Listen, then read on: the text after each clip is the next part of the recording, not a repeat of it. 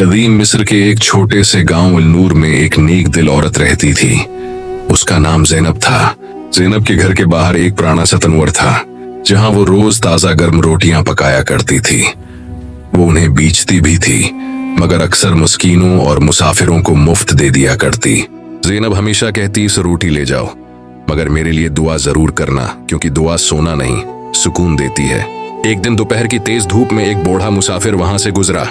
कपड़े फटे हुए, चेहरे पर प्यास और आंखों में भूख की थिकन थी।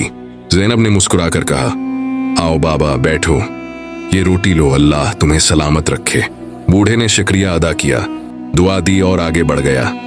चंद दिन गुजरे, फिर वही बूढ़ा वापस आया, मगर अब चेहरे पर इत्मीनान और आंखों में रोशनी थी।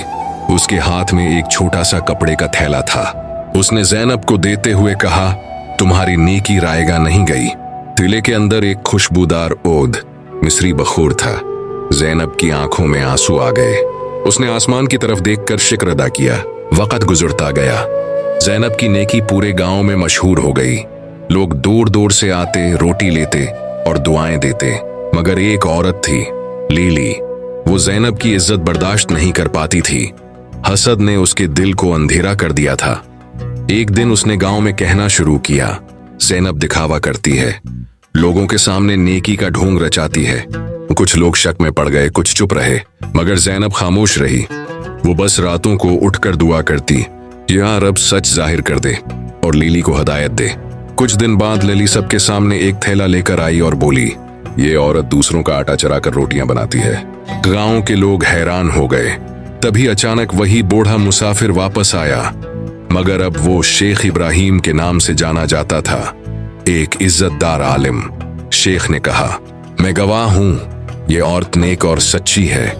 उसने मुझे भूख में रोटी दी थी जब कोई एक नवाला देने को तैयार न था।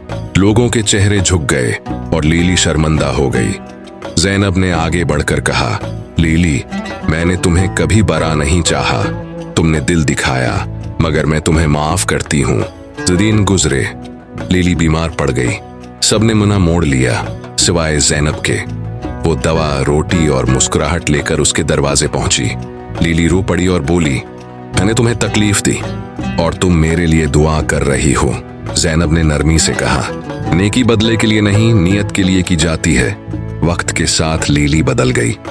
उसने सबके सामने इकरार किया, ज़ैनब सच्ची और नेक दिल औरत है। मैंने उस पर जुल्म किया, मगर उसने सिर्फ दुआ दी। अब दोनों औरतें मिलकर नेकी फैलाने लगे। गांव में खुशबू, मोहब्बत और सुकून भर गया।